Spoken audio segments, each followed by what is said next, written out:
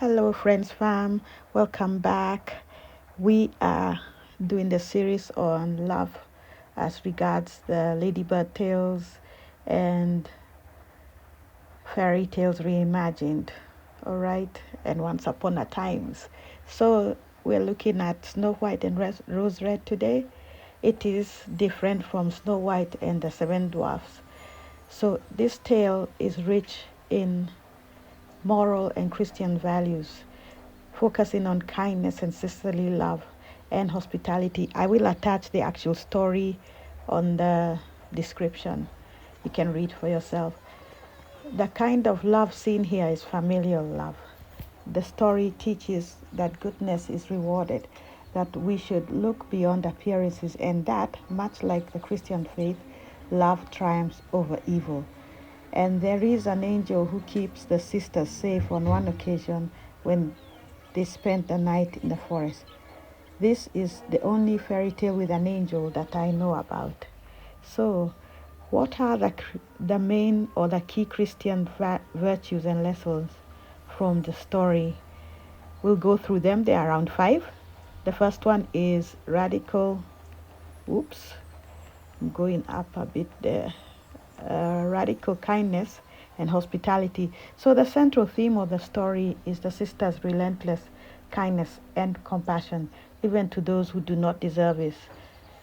So they welcome the stranger, Hebrews 13:2. I will also attach. The mother and sisters allow a scary wild bear into their home during a cold winter. They do not cast him out, but rather provide him with warmth and companionship. Then the second part of this is kindness to the ungrateful. Despite the dwarf being rude, thankless, and selfish, the sisters consistently help him when he's in trouble. This highlights the Christian virtue of serving others without expecting rewards, echoing the principle of loving one's neighbor, a commandment which Yeshua cited as the summary of the law in Matthew 22, 37 to 40. Your parents represent God until you're old enough to take care of yourself. Yet, are they following the second commandment themselves? That's a thought. Here is where dysfunctional starts, okay? The second point is the duality of humanity and Christian balance. The two sisters, Snow White and Rose Red, represent complementary, contrasting virtues that together reflect a balanced life. Snow White is representative of purity and gentleness. She's quiet, nurturing, she's gentle, and she enjoys reading, representing a gentle spirit. Rose Red represents passion and strength. She's more boisterous, loves the outdoors, and is fiery. So the lesson there is that the tale shows that different personalities can coexist in love, demonstrating that both gentle compassion and active spirited action are essential for a good life.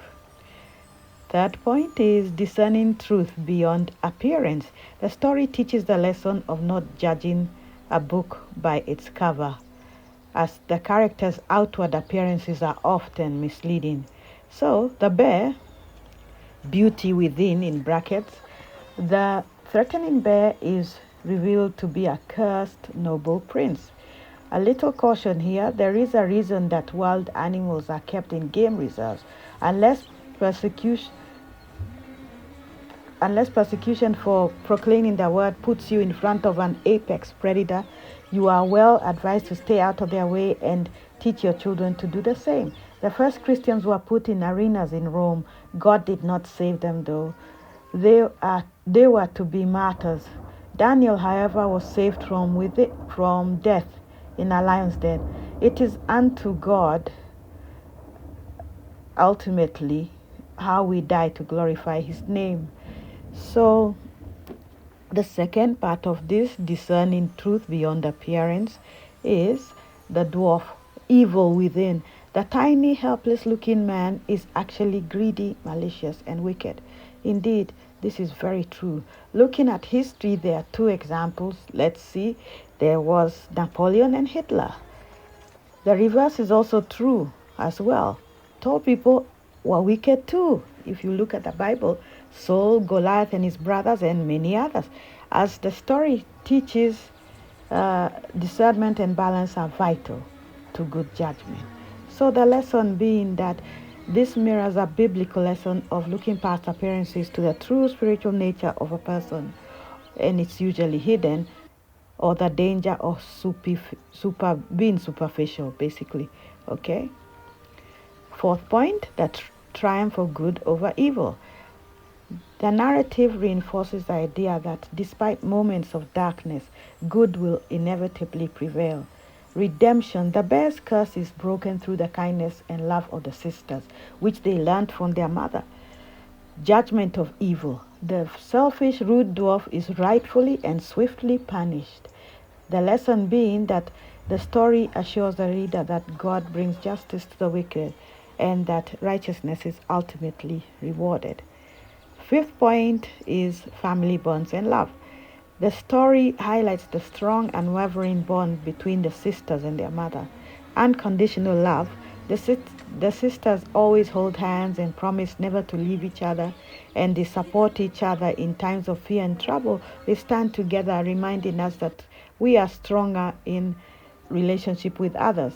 Caution here is also implied as discernment will come into play as to when to leave relationships when it no longer serves God's will. So Abraham and Lot comes to mind. Abraham and his father too. He did not progress with his mission from God as long as he insisted on staying with Terah. Keep that in mind, please, friends. So the sixth point here, divine protection and stewardship. The story includes symbolic elements often interpreted as representing God's presence. The guardian angel here appears a white child, appears in the forest, shining bright, and represents divine protection over these good-hearted and kind sisters. Stewardship of nature. The sisters live in harmony with the animals in the forest, contrasting with a dwarf who is at odds with nature. Interestingly, many people have formed bonds even with apex predators such as bears and lions and survived it for the glory of God. So, if we are to summarize that in a table, I'll try and attach that in the description. The virtues against the action in the tale, we'd say hospitality, welcoming the bear in from the cold, was the action. Compassion, repeatedly rescuing the ungrateful dwarf, which the sisters did. All right. Discerning spirit, looking beyond that bear's scary interior, which was done by the mom first, who set an example, and Rose Red and Snow White followed that example. Sisterly love, the unwavering loyalty between those two sisters, and integrity, living in a good and helpful life. So, unlike most other fairy tales, this is a tale of familial love, of that beautiful bond between family members. It is a sweet reminder that siblings can be best friends, or the best friends you'll ever have. But more than that, love itself is so much more than romance. It's the source of all things good in this world, and something we should cling to and embrace every day, just like sweet little Snow White and Rose Red. We have also got examples of two sisters in the Bible, the siblings from Bethany, Mary and Martha, and they also had a brother Lazarus. They shared a deep bond and a close friendship with each other and with Jesus, and of course with their brother Lazarus. So we can see from their story, which is found in John 11, that they were united in grief when their brother Lazarus fell ill, and them being a very close-knit group with Jesus, they sent word to Jesus together saying that, Lord, the one you love is sick, in John 11:3. So they show individual strength in John 12, that despite their different personalities, Martha was a practical person. She was serving and busy with that. And Mary is a reflective listener. And they support each other even through the trauma of their brother's death. And they celebrated also with Jesus his miraculous resurrection in John 12. I will attach those examples for you to read for yourself. Another beautiful and profound example of sibling love is found in the story of Joseph and his brothers in Genesis, specifically Genesis 45 and 50. So we covered that earlier this week. Okay, it wasn't this week, it was last week, when we studied Joseph, who was a mystery character. You can find all those videos on the channel. So we also compared Joseph to David Whittington, who was a real character in history, and that is a very interesting thing to look into, as we see the Christian virtues also seen there. And these are all people who existed in history. This is so exciting for us to note. So anyway, despite being sold into slavery by them, Joseph forgives his brothers and saves them from starvation, protecting his family, demonstrating unconditional love and reconciliation.